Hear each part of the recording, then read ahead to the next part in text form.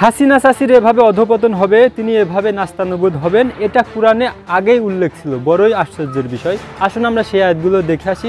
এছাড়া আপনারা দেখেছেন যে ছাত্র জনতা যখন আন্দোলনে নামে, যখন রণক্ষেত্রে নামে, তখন তারা কিন্তু যখন নামাজের সময় হয়েছে তখন তারা একদল নামাজ আদায় করেছে, অপর দল তীক্ষ্ণ দৃষ্টি রেখেছে, সজাগ থেকেছে, তাদের পাহারা দিয়েছে, তারা সতর্ক থেকেছে। তো তাদের নামাজ আদায় করা হয়ে গেলে অপর দল কিন্তু আবার নামাজ আদায় করেছে। আরও দেখেছেন যে বৃষ্টির মধ্যেও কিন্তু তারা আন্দোলন চালিয়ে গিয়েছে এবং বৃষ্টির মধ্যেও কিন্তু তারা ওয়াক্তমতো নামাজ আদায় করে নিয়েছেন। আসুন এগুলো আমরা কোরআনের আয়াতের সাথে মিলিয়ে দেখি কতটা সামঞ্জস্য রয়েছে। সূরা নিসার 102 নং আয়াত লক্ষ্য করি। যখন আপনি তাদের মধ্যে থাকেন অতঃপর নামাজে দাঁড়ান, তখন যেন একদল দাঁড়ায় আপনার সাথে এবং তারা যেন স্বীয় অস্ত্র সাথে নেয়। তারপর যখন তারা সেজদা সম্পন্ন করে তখন আপনার কাছ থেকে যেন সরে যায় এবং অন্য দল যেন আসে যারা নামাজ পড়েনি। অতঃপর তারা যেন আপনার সাথে নামাজ পড়ে এবং আত্মরক্ষার হাতিয়ার সাথে নেয়। কাফেররা চায় যে তোমরা কোনোরূপে অসতর্ক থাকো, যাতে তারা একযোগে তোমাদেরকে আক্রমণ করে বসে যদি বৃষ্টির এই যে এখানে লক্ষ্য করে দেখুন যে একদল নামাজ পড়েছে, অপর দল কিন্তু পাহারা দিয়েছে, তীক্ষ্ণ দৃষ্টি রেখেছে এবং সতর্কতা অবলম্বন করছে। এটা কিন্তু আল্লাহ নিজেই কিন্তু শিখিয়ে দিয়েছেন। এখান থেকেই কিন্তু জ্ঞানের উৎস, কোরআন থেকেই কিন্তু মানুষ জ্ঞান প্রাপ্ত হয়।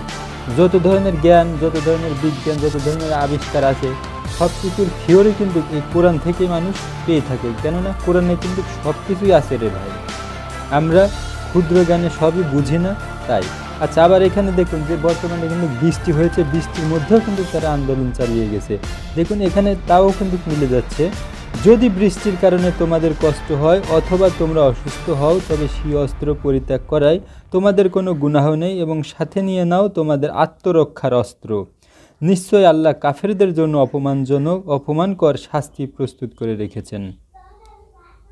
আবার লক্ষ্য করুন সূরা আত-তাওবার 123 নং আয়াতে আল্লাহ তাআলা বলতেছেন, হে ঈমানদারগণ, তোমাদের নিকটবর্তী কাফেরদের সাথে যুদ্ধ চালিয়ে যাও এবং তারা তোমাদের মধ্যে কঠোরতা অনুভব করুক। তারা যেন আমাদের মধ্যে কঠোরতা অনুভব করতে পারে। দেখুন এতই কঠোর হয়েছে বাংলার মানুষ যে পুলিশ ছিল হাসিনা চাচির চামচা, এজন্য পুলিশের থানা পুড়িয়ে দিয়েছে, পুলিশদের বেধড়ক মারপিট করেছে, পুলিশ ধরে উল্টো করে ঝুলিয়ে বেঁধে অনেককে প্রাণনাশ করা হয়েছে, পিটিয়ে হত্যা করা হয়েছে, খুবই কঠোরতা অবলম্বন করা হয়েছে। আবার দেখুন সূরা আনফাল আয়াত 57, সুতরাং যদি কখনো তুমি তাদেরকে যুদ্ধে পেয়ে যাও তবে তাদের এমন শাস্তি দাও যেন তাদের উত্তরসূরিরা তাই দেখে পালিয়ে যায়, তাদেরও যেন শিক্ষা হয়। দেখুন এই আয়াতটা আরও কত সুন্দর চমৎকার মিল রয়েছে। সুতরাং যদি কখনো তুমি তাদের যুদ্ধে পেয়ে যাও তবে তাদের এমন শাস্তি দাও। দেখুন বাংলার মানুষ ওই বিরোধী দলে বা ওই স্বৈরাচারদের এমন শাস্তি দিয়েছে দেখে কিন্তু তারা ভয়ে পালিয়ে গিয়েছে এবং তাদের উত্তরসূরিরা, তাদের চেলাবেলা দলবল যা ছিল, যত এমপি, মন্ত্রী, মিনিস্টার, তারপরে যত মানবতার ফেরিওয়ালা, তাদের সমর্থকরা যারা ছিল একেবারে তারা কিন্তু পালিয়ে গেছে। কারণ তাদেরকে দেখে শিক্ষা যেন হয়, যে শিক্ষা তাদেরও যেন শিক্ষা হয়, তাই কিন্তু হয়েছে।